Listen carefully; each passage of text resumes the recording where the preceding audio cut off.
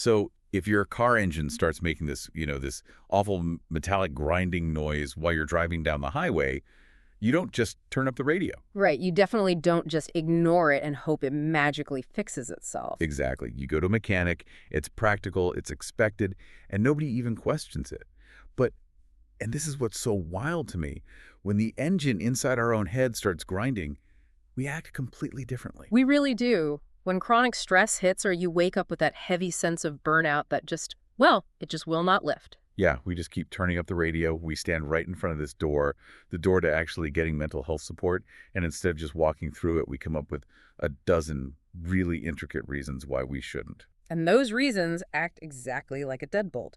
So the documentation we're exploring today, it's a really fascinating piece called Behind the Closed Door, Dismantling Common Therapy Myths. And it makes the case that these assumptions aren't just harmless opinions. I mean, they are active barriers. We lock ourselves out of mental maintenance, and it often costs us years of unnecessary suffering. Which is exactly why we're doing this deep dive today. We are looking at why we lock ourselves out, and honestly, we're going to tear those deadbolts off the door. We have to. Because you, the listener, you might be functioning totally fine on the outside. Mm-hmm. You're holding down the job, managing the family, keeping all the plates spinning. Right, you look fine on paper. Exactly. Exactly. But you might also be wondering if there is a more efficient, maybe less exhausting way to handle the constant noise of everyday life. So where do we even begin dismantling this?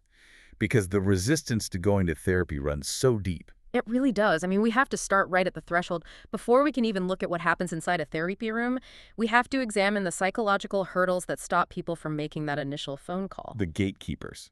Exactly. And the biggest gatekeeper by far, and the text highlights this as myth number 5, is that deep-seated stigma that asking for help is somehow a sign of weakness. Oh, man. The sheer hypocrisy of this idea is what really gets me. How do you mean?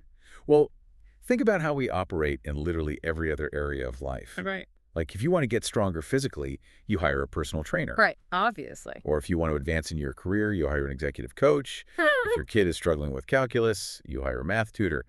And society actively applauds you for all of that. They do. It's seen as proactive. Yes. But the second you decide to hire an expert to help optimize your brain, suddenly you're labeled as broken or weak. It makes no logical sense. It's a profound double standard. What the research in our materials points out is that engaging in therapy is actually the complete opposite of weakness. Because it's hard to do. It is incredibly hard. It requires a really high degree of self-awareness to look critically at your life, recognize a blind spot or a dysfunctional pattern, and then, have the vulnerability to let another human being examine it with you. Yeah. I mean, honestly, the strongest, most resilient people you know are probably in therapy. They just aren't posting their session takeaways on social media. Precisely. The cultural stigma keeps them quiet about it. And that silence only reinforces the illusion that nobody else is struggling. Right. But confronting the issues you've spent a lifetime avoiding takes a tremendous amount of courage. Okay, so let's say you realize it takes courage, right? But you still don't go. Because you tell yourself, and I hear this one all the time, well, my life isn't falling apart. I have a job. I have a roof over my head. I'm not in crisis. Exactly. I'm not dealing with a severe mental illness, so I don't really qualify for therapy.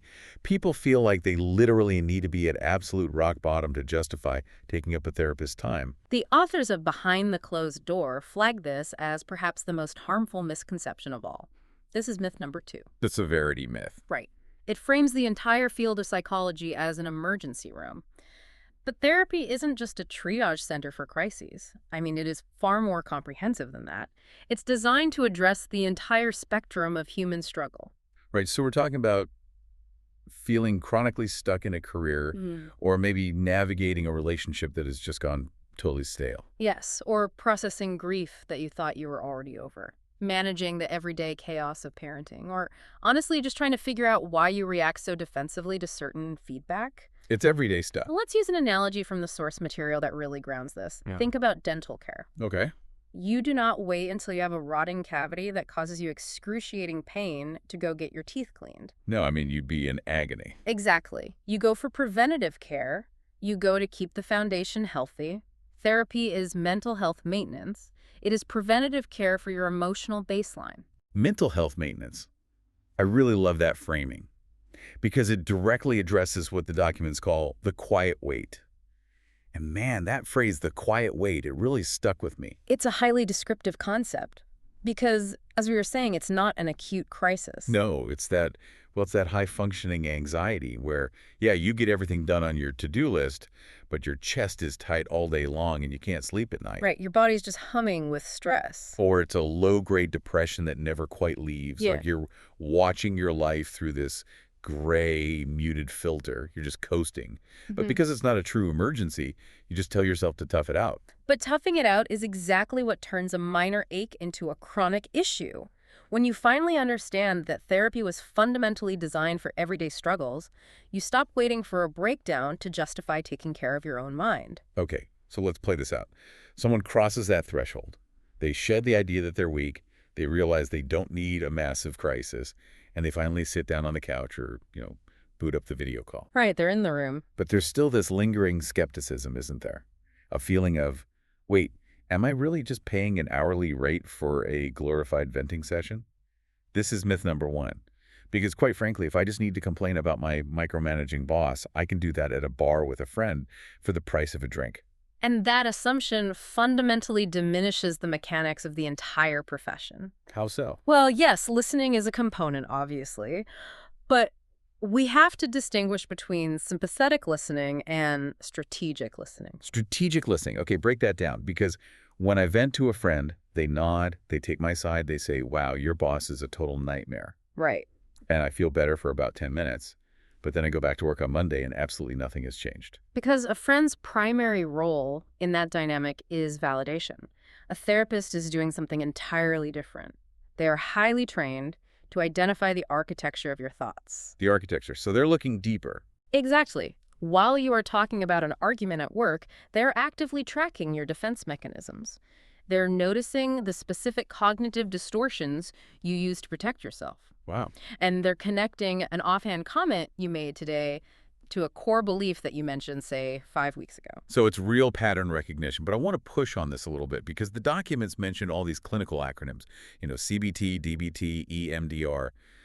If it's not just talking, what are they actually doing with these patterns?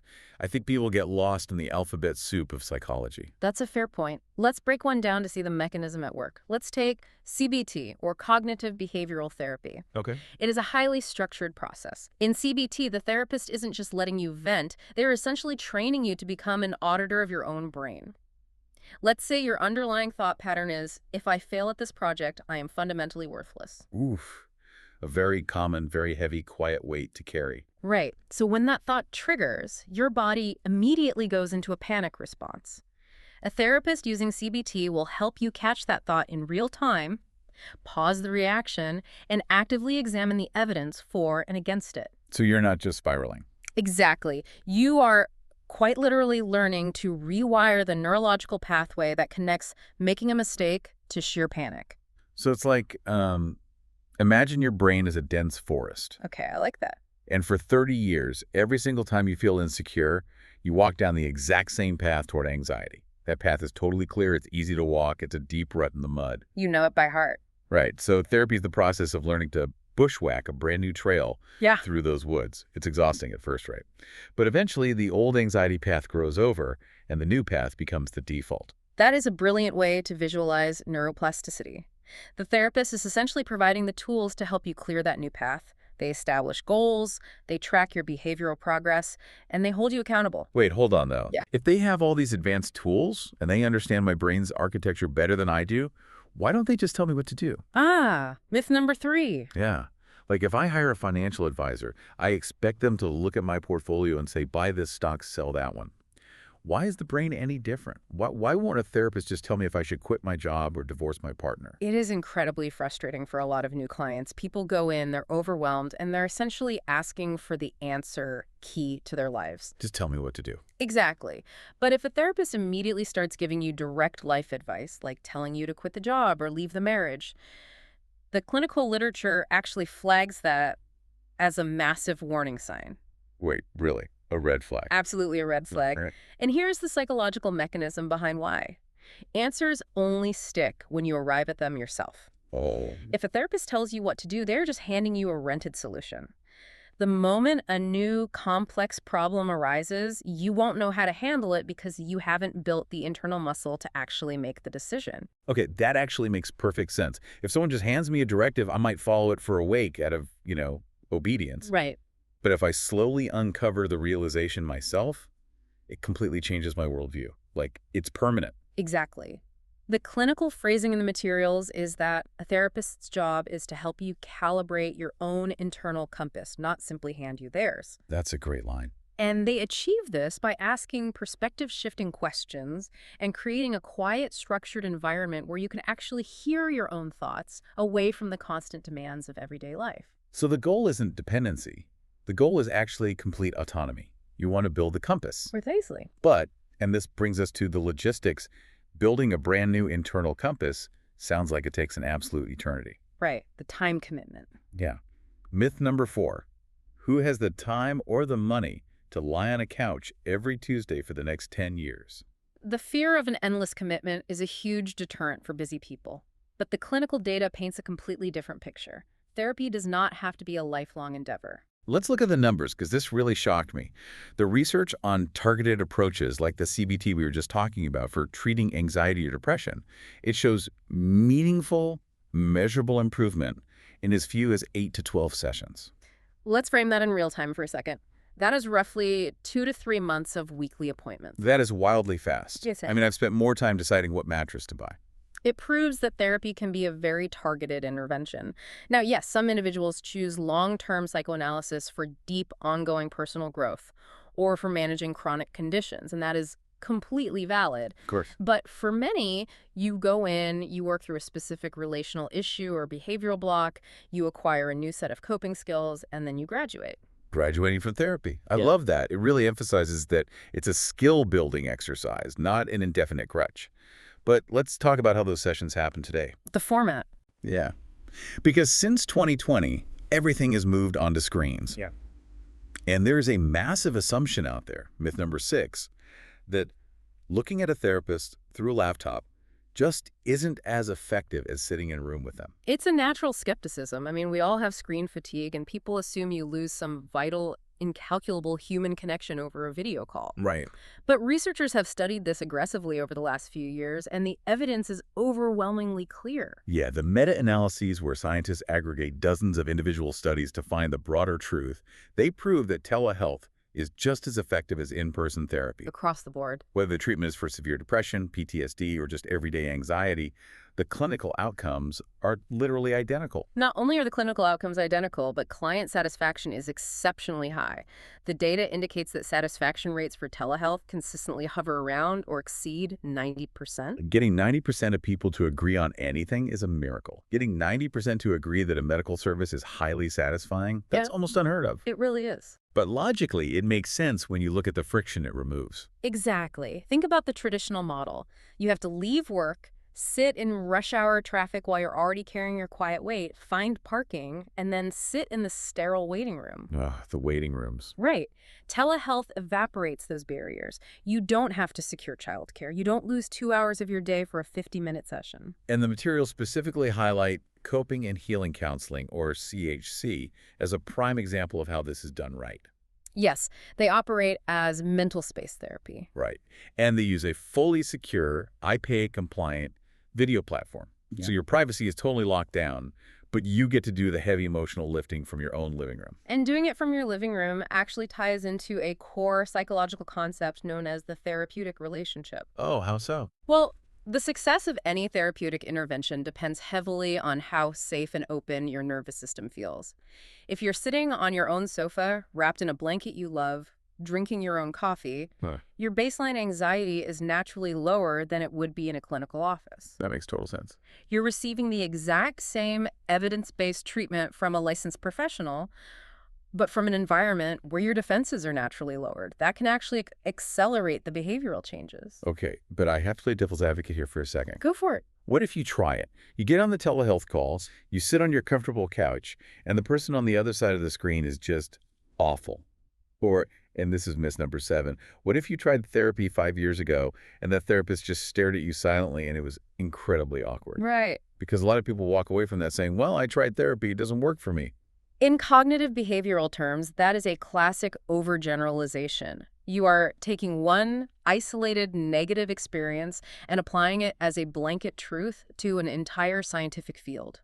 I love the restaurant analogy used in the text to dismantle this. It's perfect. If you go to a restaurant and the meal is terrible, the soup is cold, the waiter ignores you, the music is too loud, you don't walk out to your car and declare, well, I guess I'm done with food. Eating at restaurants just doesn't work for me. Exactly. You simply recognize that it was a bad restaurant or maybe just a bad menu item and you choose a different place next time.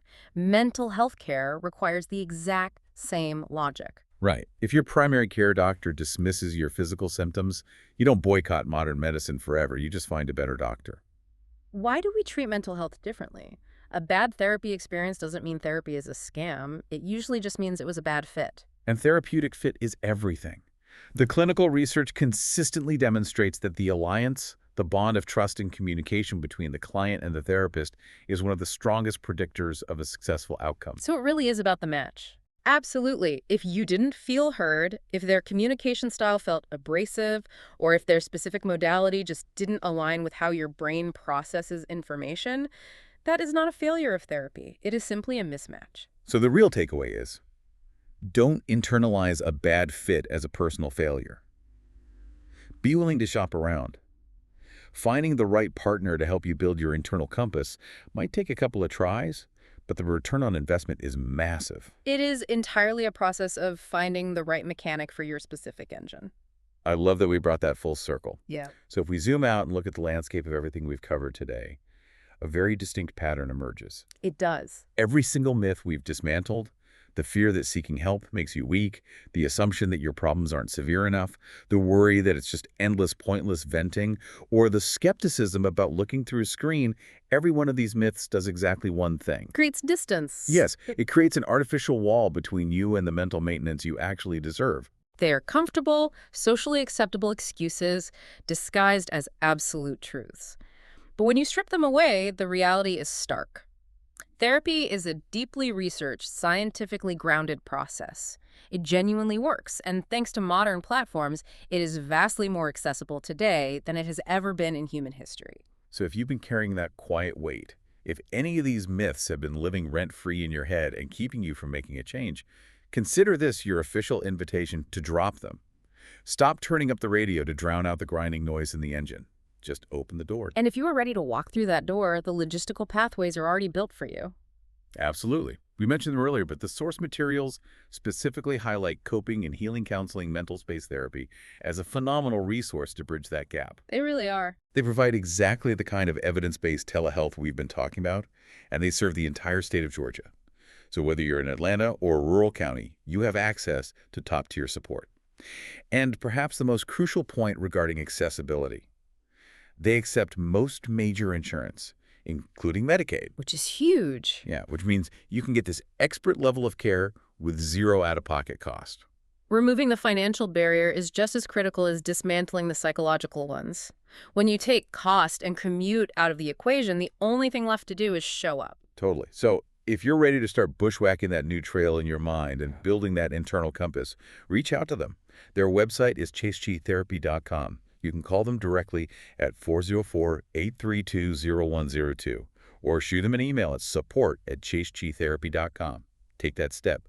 You deserve to have a trained expert in your corner helping you navigate the noise. It's an investment that pays compound interest across every facet of your life. Which actually leads me to one final thought I want to leave you with. Oh. Throughout this entire deep dive, we've focused almost exclusively on how therapy helps you, how it relieves your personal anxiety, how it helps you navigate your career, how it untangles your own internal landscape.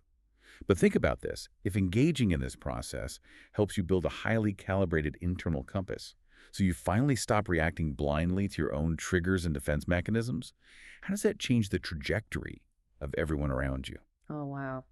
That is a profound question. The impact doesn't just happen in a vacuum. Right. Think about your kids, your partner, your coworkers, your friends. We always frame therapy as this solitary, individual journey. But consider that the most profound ripple effect of therapy might not actually be the relief you feel. It might be what happens to everyone else in your life once you are no longer operating in the dark. If the engine in your head is finally running smoothly and you're navigating with a clear compass, what kind of journey can you take everyone else on? Something to think about. Until next time.